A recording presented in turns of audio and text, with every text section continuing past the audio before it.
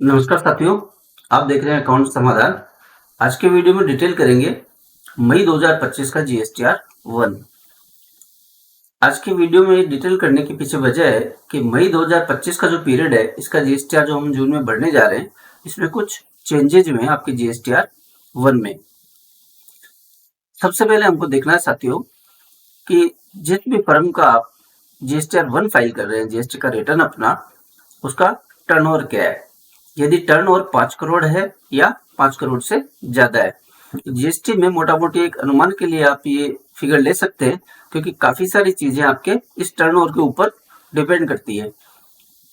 तो पहला चेंजेस ये है कि आपको एचएसएन समरी है वो जीएसटीआर 1 में देनी है, साथ ही साथ डॉक्यूमेंट डिटेल भी देना कंपलसरी हो गया है, अदरवाइज आप अपना जीएसटीआर 1 है वो फाइल नहीं कर पाएंगे। हालांकि हम लोगों ने प्रैक्टिस में ले रखा था इसको, हम एचएसएन समरी और डॉक्यूमेंट डिटेल काफी समय पहले से ही डालते आ रहे हैं जीएसटीआर 1 में, लेकिन अभी इसको मैंडेटरी कर दिया गया है। यदि आप इसमें एचएसएन समरी और डॉक्यूमेंट डिटेल नहीं डालते हैं तो आप अपना जीएसटीआर 1 है वो अपलोड नहीं कर पाएंगे। यदि 5 करोड़ से कम आपका सेल है तो आपको सिर्फ B2B की एचएसएन समरी देनी है, और यदि 5 करोड़ से ज्यादा आपका टर्नओवर है तो आपको B2C और B2B दोनों की एचएसएन समरी देनी है, और दोनों की अलग अलग देनी है, यानी कि B2B की अलग और B2C की अलग। तो इसको प्रैक्टिकली देखते हैं। जीएसटीआर 1 में आ जाते हैं हम, पीरियड सेलेक्ट करते हैं 1 मई से 31 मई का। सबसे पहले साथियों देखना है कि यहाँ पे कोई करेक्शन तो नीडेड नहीं है। यदि कोई करेक्शन है तो आपको सबसे पहले उसको ठीक करना है, और उसके बाद ही अपनी जीएसटीआर 1 है उसको अपलोड करना है। जो वीडियो का मेन मोटिव है साथियों वो है टेबल नंबर 12 और टेबल नंबर 13। ये अब मैंडेटरी कर दिया गया है, इसके बिना आप अपना जीएसटीआर 1 है वो फाइल नहीं कर पाएंगे। एचएसएन समरी हम देख लेते हैं साथियों। अब आप देखेंगे यहाँ पे एचएसएन समरी में B2B supplies and B2C supplies, यानी कि B2B की एचएसएन डिटेल अलग आ रही है और B2C की अलग आ रही है। पहले ये अप्रैल से होने वाला था, लेकिन इसको एक्सटेंड कर दिया गया 1 मई 2025 से। तो अब आपको यदि आपका टर्नओवर 5 करोड़ से ज्यादा है तो आपको B2B और B2C की सेपरेट एचएसएन की समरी इस तरीके से रेडी करनी होगी। इसमें कोई मैनुअल वर्क नहीं है, सिंपली आपको अपना टेली प्राइम है इसी पे काम करते हुए टेली प्राइम ऑटोमेटिकली आपकी समरी जनरेट करके देगा आपको। तो अलग से आपको कोई एफर्ट लगाने की जरूरत है इसमें नहीं है। सिर्फ आपके पास टेली प्राइम का जो है वो लेटेस्ट रिलीज होना चाहिए। अभी आप देखेंगे मेरे पास टेली प्राइम का जो 6 रिलीज इसका लेटेस्ट है वो हम लोग यूज कर रहे हैं, और टेली प्राइम 6 से पहले की जितने भी रिलीज है उनमें आपको ये जो सुविधा है वो नहीं मिलेगी। टेली प्राइम 6 से नीचे के जो रिलीज है पहले के, उनमें आपको ये ऑप्शन नहीं मिलेगा। तो यदि आपका TSS रिन्यूड है तो आप इसको अपग्रेड कर लीजिए, और सिर्फ टेली प्राइम ही क्यों, जो भी सॉफ्टवेयर आते हैं आप यूज कर रहे हैं उसको आपका हमेशा अपडेटेड वर्जन है वही यूज करना चाहिए। अब यदि आपके पास TSS रिन्यू है और आपने अपने टेली प्राइम का जो लेटेस्ट वर्जन है उसमें अपने आप को अपडेट कर लिया है, अपग्रेड कर लिया है, तो इसके लिए आपको करना क्या है ये मैं आपको बता देता हूँ कि क्या ऑप्शन है जिससे ये आपकी B2B और B2C की सप्लाईज है उसकी अलग अलग एचएसएन की समरी है वो तैयार हो जाएगी। टेली के गेटवे पे आते साथियों, टेली प्राइम एक मैजिक बॉक्स है। इसमें कई बार आपको ऑप्शन दिख जाते हैं, जैसे आपको ऊपर देखेंगे आप तो अलग अलग टैब्स बने हुए हैं जिसमें आपको ऑप्शंस दिए हुए हैं। राइट में आप स्क्रॉल करेंगे तो राइट में भी आपको कुछ ऑप्शंस दिखते हैं, लेकिन इस मैजिक बॉक्स में कुछ एक ऑप्शंस ऐसे हैं जो आपको दिखाई नहीं देते लेकिन इसमें इंटीग्रेटेड है और आप उनको यूज कर सकते हैं, जैसे कि F11 और F12 का फंक्शंस। आपको यदि कुछ समझ में नहीं आ रहा है किसी भी लेवल पे, आप कभी चेक करने के लिए F11 और F12 प्रेस करके देखिए, हो सकता है कुछ ऑप्शंस आपको वहां पे नजर आ जाए। तो प्रेस करते हैं F11। अब आप देखेंगे यहाँ पे जो टैक्सेशन का फील्ड है, यहाँ पे सेकेंड जो टैब है उसमें है set alter company GST rate and other details. ये ऑप्शन अभी नो है, इसको करना आपको यस और एंटर कर देना है। अब एक नया विंडो आपके सामने ओपन हो गया है। अब आपको राइट में दिख रहा है मोर डिटेल्स, ऑल्ट आई का जो बटन है, मोर डिटेल्स पे क्लिक करना है। नया विंडो आ गया। इसके बाद शो मोर पे क्लिक करना है। शो मोर पे क्लिक करेंगे तो जो लास्ट ऑप्शन आप देखेंगे, ये ऑप्शन है आपका separate B2B and B2C HSL summary applicable from. तो ये 1 मई 2025 से एप्लीकेबल है। तो यहाँ पे हमको मैन्युअली जो डेट है वो डाल देनी है 1 मई 2025। यदि आपका मंथली रिटर्न है तो आपको 1 मई 2025 की डेट डालनी है। लेकिन यदि आप QRMP में रजिस्टर्ड है, आपने ऑप्ट कर रखा है QRMP, आप क्वार्टरली अपना रिटर्न फाइल कर रहे हैं, तो आपको यहाँ पे 1 अप्रैल 2025 है वो डेट सेलेक्ट करनी है। तो हमने यहाँ पे 1 मई 2025 का डेट सेलेक्ट कर लिया है, इसलिए हमारी B2B और B2C की जो सेपरेट HSN समरी है वो रेडी हो रही है। जब तक ये ऑप्शन आप इनेबल नहीं करेंगे यहाँ से डेट डाल के, क्योंकि बाय डिफॉल्ट इसमें डेट है वो फ्यूचर डेट है, तो आपको इसको 1 मई 2025 कर लेना है जैसा भी केस है। तो इस तरीके से आप जैसे ये ऑप्शन कर लेते हैं तो आपका GST रिपोर्ट जो आप देखेंगे अपना GSTR1, उसमें ये HSL समरी आपकी जो अभी आप देख पा रहे हैं मेरी रिटर्न के केस में B2B और B2C की अलग अलग आ जाती है। मैं इसको चेंज करके नहीं दिखा रहा हूँ साथियों, क्योंकि डेटा बार बार अपडेट होगा इसमें, तो आप इसको समझ गए होंगे। सेकंड जो पॉइंट है वो है डॉक्यूमेंट समरी, यानी कि GSTR1 का टेबल नंबर 13। इस पे आप देखेंगे कि यहाँ पे फ्रॉम एंड टू दोनों में वाउचर्स नंबर अपडेटेड है, टोटल वाउचर काउंट कितना है, कितने कैंसिल है और नेट इशूड है वो कितने वाउचर्स है, ये डिटेल आपकी आ जाती है। तो ये आपका GSTR1 है वो बिल्कुल रेडी है। सिंपली आप यहाँ से इसको जिस तरीके से अब तक अपना GSTR1 अपलोड करते आए हैं उस तरीके से आप अपलोड कर सकते हैं। यहाँ मैं आपको थोड़ा सा रेफरेंस के लिए बता देता हूँ। ऑल्ट टी करके एक्सपोर्ट करेंगे, GST रिटर्न क्लिक करेंगे। इसके बाद ये जो GSTR1 है ये आपका आ गया है यहाँ पे, और इसको आप सिंपली JS1 एक्सपोर्ट ऑफलाइन करके और अपना अपलोड है वो कर सकते हैं। तो ये था साथियों GSTR1 को लेके अपडेट। साथ ही साथ एक अपडेट में और आपको यहाँ पे बताना चाहूंगा, वो है ई इनवॉइस को लेके। ई इनवॉइस में यदि किसी भी साल में आपका जब से GST एप्लीकेबल है, क्योंकि ये मैं चर्चा इसलिए कर रहा हूँ कि भी कुछ एक क्लाइंट्स हमारे इस दायरे में आ गए हैं लास्ट फाइनेंशियल ईयर, जो कि ये था अपना 2024-25। तो किसी भी जब से GST एप्लीकेबल है तब से लेके अब तक यदि आपका टर्नओवर 5 करोड़ या उससे एक्सीड कर गया है तो आपके ऊपर ई इनवॉइस भी एप्लीकेबल हो गया है। और ई इनवॉइस आप टेली प्राइम से बड़ी आसानी से चाहे तो 1 by 1 करें और चाहे तो बल्क में है अपना ई इनवॉइस जनरेट कर सकते हैं। ई इनवॉइस आपको सिर्फ B2B सेल है उसके लिए जनरेट करना है, B2C का ई इनवॉइस आपको जनरेट नहीं करना है। यदि आपका टर्नओवर 10 करोड़ या इससे ज्यादा है तो आपको ई इनवॉइस जनरेट करने के लिए 30 दिन का टाइम लिमिट दिया हुआ है, और यदि इससे कम है तो आप कभी भी अपना इनवॉइस है वो जनरेट कर सकते हैं, कोई टाइम लिमिट स्पेसिफाइड नहीं है। लेकिन मैं सजेस्ट करूंगा कि आप जैसे अपने मंथ की पूरी एंट्रीज कर लेते हैं सेल की, तो उसके बाद GSTR1 तो आपको फाइल करना ही है। तो GSTR1 फाइल करने से पहले अपना ई इनवॉइस आप जनरेट कर दें, भले आपके टाइम लिमिट एप्लीकेबल है या नहीं है। मान लीजिए आपका टर्नओवर है 5 करोड़, अब आपको टाइम लिमिट कोई स्पेसिफाइड नहीं है आपके लिए, लेकिन आप अपना GSTR1 जब फाइल करेंगे, यानी कि जैसे मई का GSTR1 आपको 11 जून लास्ट डेट है, उससे पहले फाइल करना है मंथली के केस में, तो आप GSTR1 फाइल करने से पहले अपना ई इनवॉइस है वो पोर्टल पे अपलोड कर दे। क्योंकि जब आप GSTR1 फाइल करेंगे तो आपको ऑलरेडी वो सारे इनवॉइसेस हैं अलग से नहीं डालने पड़ेंगे, और जब आप JS1 क्रिएट करेंगे तो सिर्फ आपकी B2C जो सेल है जो रिमेनिंग रहेगी, क्योंकि B2B की सेल है वो आपकी इनवॉइस के थ्रू ऑलरेडी अपलोडेड है, B2C की सेल का JS1 है वो जनरेट हो जाएगा और उसको आप अपलोड कर सकते हैं। तो ये मैं आपको सजेस्ट करूंगा कि आप अपना GSTR1 फाइल करने से पहले अपने ई इनवॉइस है वो जनरेट कर ले।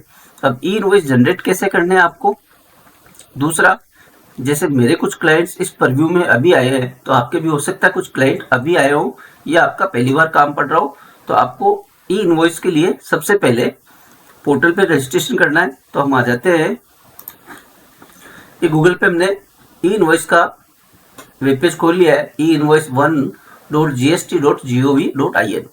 यदि आप पहली बार ई इनवॉइस एप्लीकेबल आपके क्लाइंट के, तो उस केस में सबसे पहले आपको उसको इनेबल करना पड़ेगा। यहाँ आप रजिस्ट्रेशन का टैब, सेकंड जो ई इनवॉइस इनेबलमेंट, सबसे पहले आपको ई इनवॉइस को इनेबल करना है। यहाँ सिंपली आपको जिस भी पार्टी का आप ई इनवॉइस इनेबल करना चाह रहे हैं उसका जीएसटीआर नंबर डालना है, कैप्चा कोड डालना है और गो पे क्लिक करना है।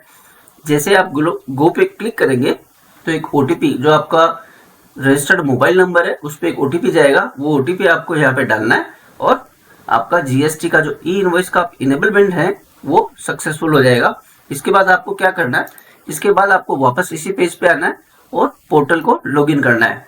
अब आपको अपना पोर्टल लॉगिन करना है और अपना जीएसटी नंबर डाल देना है, कैप्चा डाल देना है और गो कर देना है। यहीं पे आपको एक ऑप्शन मिलेगा साथियों, एपीआई इंटीग्रेशन का। अभी मेरे पास कोई है नहीं जिसका मैं आपको करके दिखा सकूं, और यदि पहले से रजिस्टर्ड कोई है और उसका नंबर डालेंगे तो वो दिखाएगा कि ऑलरेडी रजिस्टर्ड है, तो ये रजिस्ट्रेशन फॉर्म है उसका नहीं ओपन हो पाएगा। तो यहाँ पे आपको लेफ्ट साइड में आप देखेंगे इसमें एपीआई इंटीग्रेशन का विंडो आएगा।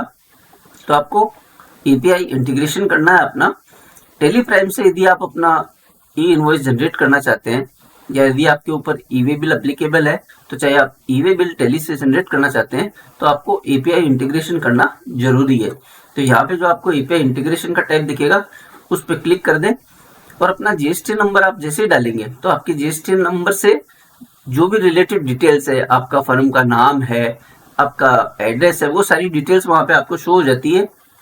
सिंपली आपको अपना वहां पे यूजर आईडी और पासवर्ड क्रिएट करना है और उसको सेव कर देना है। ये पासवर्ड आपके हमेशा काम आएगा जब आप टैली से अपना ई इनवॉइस या ई वे बिल तैयार करेंगे। ये पासवर्ड आप हैंडी रखें। जब भी आप टैली में लॉगिन करेंगे तो एक बार लॉगिन जब आप करते हैं तो उसके बाद लगभग 6 घंटे तक आपका ये लॉगिन रहता है, और 6 घंटे ये मोर देन सफिशिएंट है कि आप अपने इनवॉइस ई वे बिल सब जनरेट कर सकते हैं, क्योंकि इतना टाइम लगता नहीं है। तो ये सबसे पहले मैंने आपको बता दिया किस तरीके से आपको ई इनवॉइस के लिए लेबल करना है और किस तरीके से आपको लॉगिन अपना क्रिएट करना है। अब हम चलते हैं साथियों वापस से जीएसटीआर 1 पे। हमारे पीरियड सेलेक्ट कर लिया। एपीआई का इंटीग्रेशन करने के बाद में अब आपको टैली से ई इनवॉइस जनरेट कैसे करना है ये मैं आपको दिखाता हूं। तो आप देखेंगे यहाँ पे मेरे B2B के इनवॉइसेस है वो 7 है, यानी कि सिर्फ B2B का आपको जनरेट करना है। जैसे मैंने आपको पहले बताया B2C का इनवॉइस आपको जनरेट नहीं करना है। टॉप में देखेंगे तो आपको एक ऑप्शन मिलता है एक्सचेंज। एक्सचेंज में आप जाएंगे, क्लिक करेंगे तो सेंड फॉर ई इनवॉइसिंग का ऑप्शन है, इसको क्लिक कर दीजिए। तो आपके सामने आप देखेंगे कि कुछ भी यहाँ पे नजर नहीं आ रहा है, जबकि जीएसटीआर 1 में आपको 7 इनवॉइसेस दिख रहे थे। वजह इसकी है यहाँ पे डेट रेंज। आप देखेंगे ऊपर डेट आ रही है 29 मई से 31 मई। तो ऑल्ट F2 से हम इसको डेट चेंज कर लेंगे, 1 मई से 31 मई कर देंगे। जैसे आप डेट जिस पीरियड का आपको जनरेट करना है, आपको सारे इनवॉइसेस जो अपने 7 इनवॉइसेस थे वो सारे इनवॉइसेस यहाँ पे आपको नजर आ रहे हैं।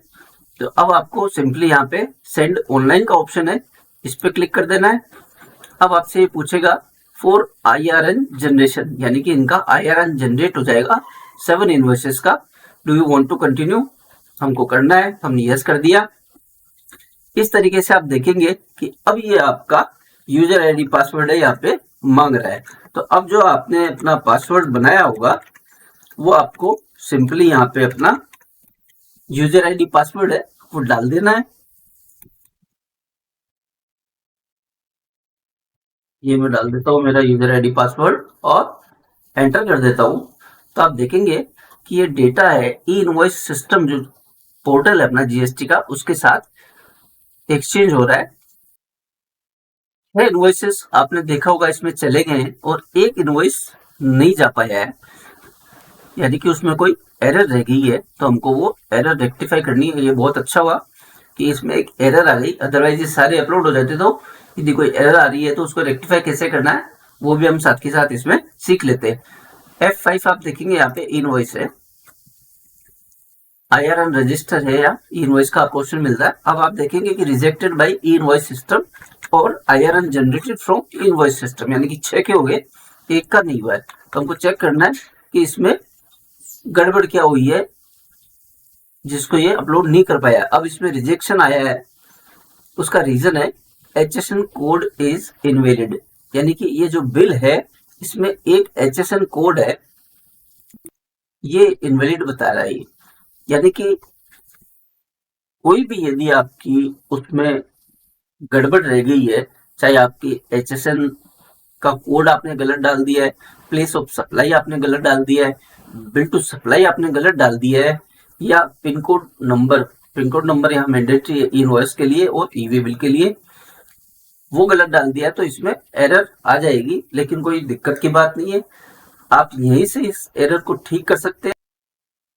अभी आपने देखा साथियों कि इनवॉइस जनरेट करते समय एक एरर है वो हमको मिली है, और वो एरर थी HSN कोड की, यानी कि हमने एक HSN कोड उस बिल में गलत टाइप कर दिया है, जिसकी वजह से ये IRN इसका जनरेट नहीं हुआ है। हम उसको वापस से चेक करते हैं कि क्या रीजन था, कौन सा HSN है जिसकी वजह से ये एरर आई है। तो हम यहाँ से इसको वापस देखेंगे, इनवॉइस के लिए सेंड फॉर ई इनवॉइसिंग करेंगे, पीरियड करेंगे 1 से 31 मई। अब आप देखेंगे यहाँ पे F5 जो ई इनवॉइस का कॉलम है, उसी विंडो पे मैं नेविगेट करके लेके आ गया हूँ आपको, क्योंकि HSN का जो एरर था ये मैंने ठीक कर दिया अभी इसको। अब यहाँ पे आप देखेंगे कि HSN का एरर था, अब इसको मैंने ठीक कर दिया है। अब ये वापस से हो पाता है या नहीं हो पाता, या अभी भी इसमें कोई एरर रह गई है, कहीं जब अपने एंट्री करते टाइम पे कोड डाला है वो रिटर्न में अपडेट हुआ है या नहीं हुआ है, वो सब इसमें पता लग जाएगा। यहाँ पे हम एक बार इसको करते हैं मार्क एज रिजॉल्व, यानी कि एरर आपका हट जाएगा। अब इसको वापस से हम सेंड करते हैं ई इनवॉइस के लिए, डेट है वो आपको बार बार यहाँ पे चेक करनी पड़ेगी। ये सिंपली आपका आ गया यहाँ पे एक वाउचर जो उस समय पेंडिंग रह गया था, सेंड ऑनलाइन करेंगे। यहाँ पे विंडो पे आपको मैसेज दिख रहा है फॉर IRN जनरेशन 1 वाउचर, इसको हमको करना है यस। एक्सचेंज हो रहा है इसके साथ में। अब आप देखेंगे कि यहाँ पे एक्सचेंज समरी जो है इसका ई इनवॉइस नीचे आपको लिखा हुआ आ रहा है कि e invoice generated, details are uploaded in the updated in the transaction, press any key to continue. यानी कि जो एक एरर थी वो एरर थी HSN कोड की। HSN कोड की क्या एरर हो सकती है साथियों, या तो आपने HSN का कोड ही गलत डाल दिया हो। दूसरा एक और इम्पोर्टेंट पॉइंट इससे निकल के आया है सामने, वो ये है कि यदि आपकी सेल 5 करोड़ से ज्यादा है, यानी कि इनवॉइस की एप्लीकेबिलिटी कब है आपके, जब आपकी सेल 5 करोड़ से ज्यादा है, तो आपको HSN या SSC कोड है वो डालना है 6 डिजिट का।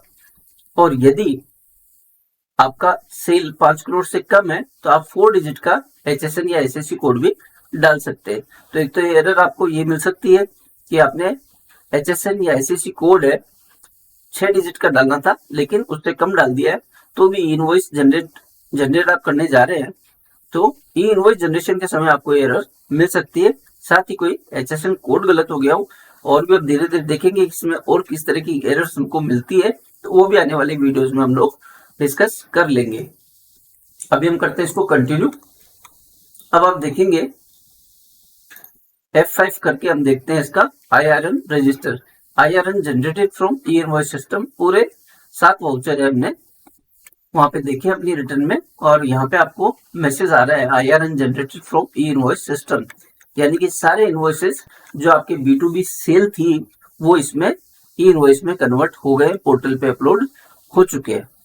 तो साथियों ये था आज का वीडियो जिसमें हमने समझा मई 2025 से जो आप GSTR 1 डालेंगे, जिसको B2B और B2C का HSN हमको कैसे अलग दिखाना है, सेग्रीगेशन है उसका कैसे करना है वो देखा।